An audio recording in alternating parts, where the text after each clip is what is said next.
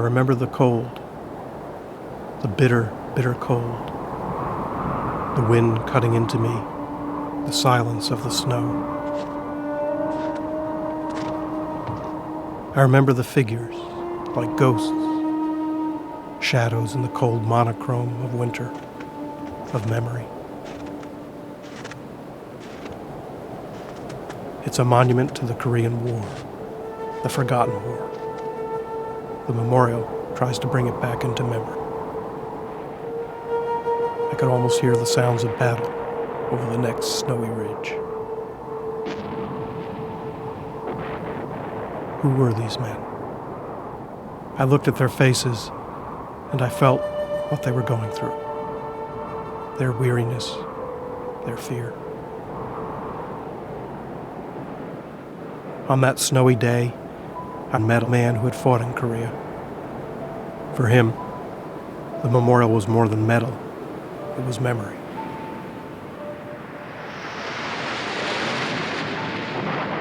I am William McSweeny, and I had the honor of commanding a rifle company, able of the 35th in the Korean War.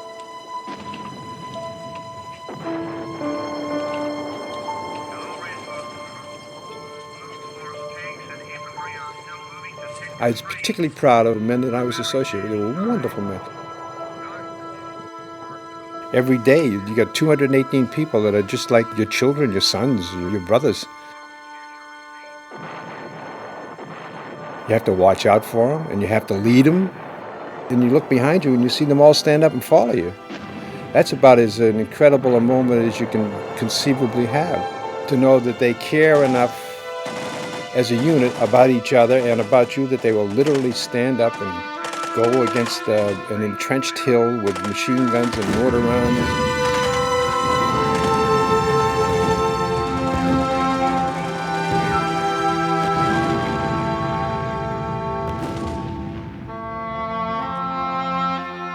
The figures are stopped in action. And as I walked among them, I felt I'd become part of a moment frozen in time. Rifle companies don't really talk a lot when they're busy like that. They're listening. They're listening because they know the enemy is there somewhere. They're weary because they've been moving at night. They've come up, they got off the trucks. Now they've gotten off and they're moving across the paddies. And they're moving towards a ridge line where the Chinese are. And you can see them all looking. And they're all experienced infantrymen. And they carry the normal haggard look of an infantryman. They're not frightened, but they're smart enough to be scared. You can hear the plod of their footsteps and the sound of their equipment.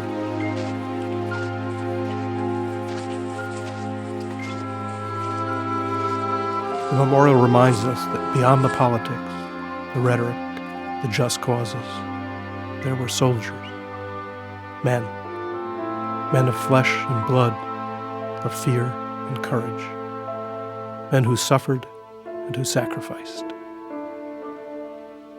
The memorial asks us to remember what they did and why.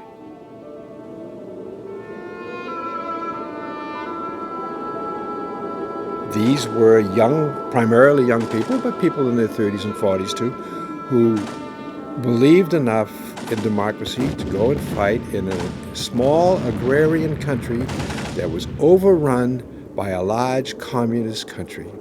And without the Americans there willing to lie down and die for them and to fight for them, the outcome would have been greatly different. And the vast majority of them were regular soldiers who volunteered to go because they thought the cause was right.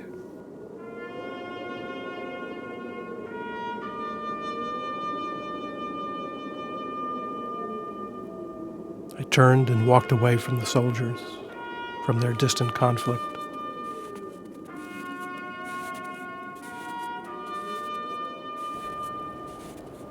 The figures became shadowy, then vanished as the veil of snow descended.